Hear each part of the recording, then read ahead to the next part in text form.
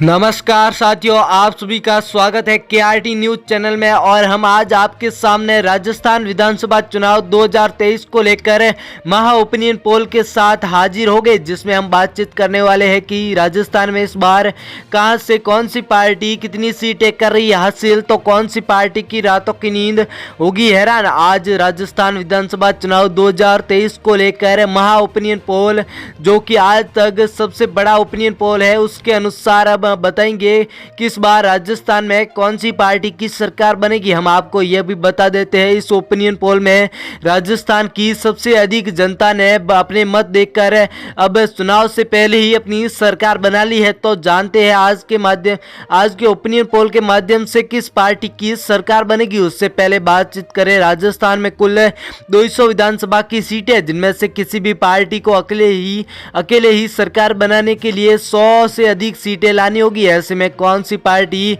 इतनी सीटें कर पाएगी हासिल, क्या राजस्थान में गठबंधन की बनेगी सरकार। अगर बातचीत करें बीजेपी पार्टी के बारे में, तो बीजेपी पार्टी ने अभी तक सीएम के तौर पर चेहरे का जो अब उम्मीदवार है, उस उम्मीदवार की घोषणा नहीं की है।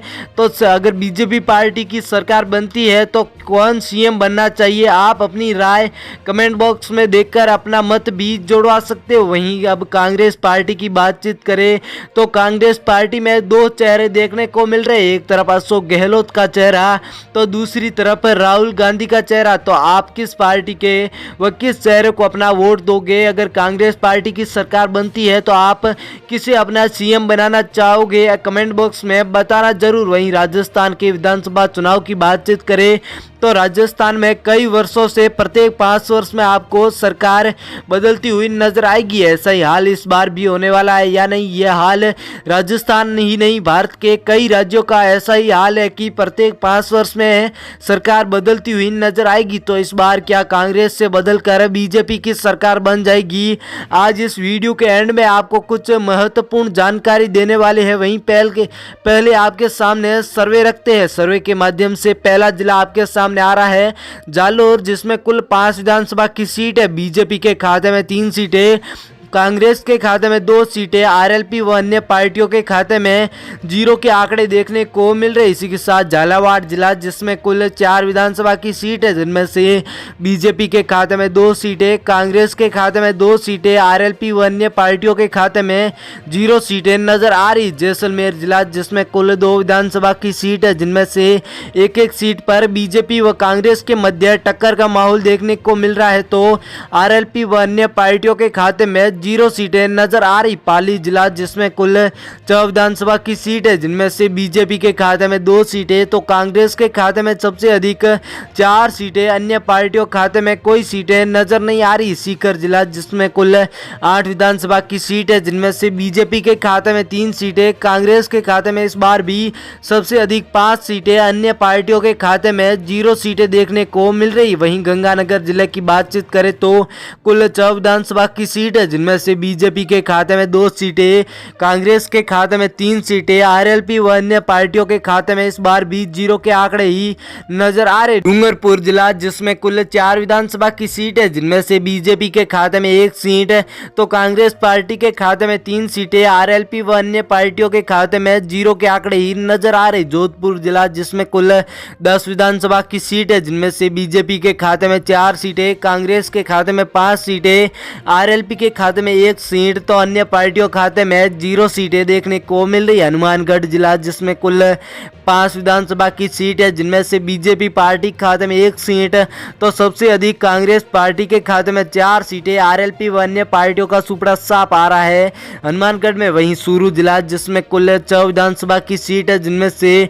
बीजेपी के खाते में 2 सीटें, कांग्रेस के खाते में 4 सीटें, आरएलपी व अन्य पार्टियों के खाते में 0 सीटें नजर आ रही। दौसा जिला, जिसमें कुल 5 विधानसभा की सीट है, जिनमें से बीजेपी के खाते में 3 सीटें, कांग्रेस के खाते में 2 सीटें, आरएलपी व अन्य पार्टियों के खाते में 0 सीटें नजर आ रही। इसी के साथ अजमेर जिला आ चुका है, जिसमें कुल 8 विधानसभा की सीट है, जिनमें से बीजेपी के खाते में 3 सीटें, कांग्रेस के खाते में 5 सीटें, आरएलपी व अन्य पार्टियों के खाते में 0 सीटें नजर आ रही। बीकानेर जिला, जिसमें कुल 7 विधानसभा की सीट है, जिनमें से बीजेपी के खाते में 4 सीटें, कांग्रेस के खाते में 2 सीटें, आरएलपी के खाते में 1 सीट, वहीं अन्य पार्टियों के खाते में 0 सीटें नजर आ रही। चित्तौड़गढ़ जिला जिसमें कुल 5 विधानसभा की सीट है, जिनमें से कांग्रेस के खाते में सबसे अधिक 3 सीटें, अन्य पार्टियों खाते में 1 सीट, बीजेपी के खाते में 1 सीट, आरएलपी का सुपड़ा साफ नजर आ रहा है। चित्तौड़गढ़ में प्रतापगढ़ की बातचीत करें तो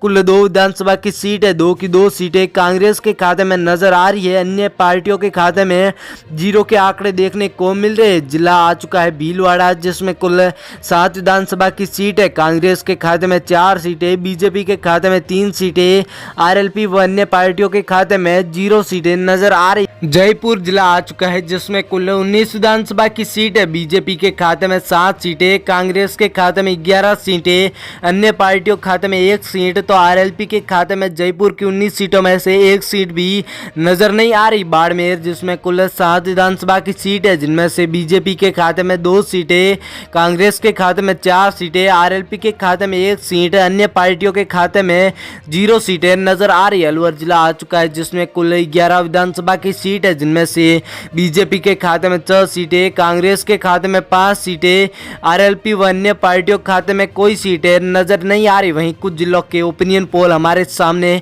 नहीं अभी तक पूर्ण नहीं हो पाए हैं, वो ओपिनियन पोल भी आप जानना चाहते हो तो चैनल को सब्सक्राइब करके रखना। जैसे ही अन्य जिले जो पीछे बचे हैं उनके ओपिनियन पोल आएंगे हम आप तक सबसे पहले पहुंचा देंगे। वहीं आप कमेंट में बताना जरूर इस बार कौन सी पार्टी की सरकार बननी चाहिए राजस्थान में 2023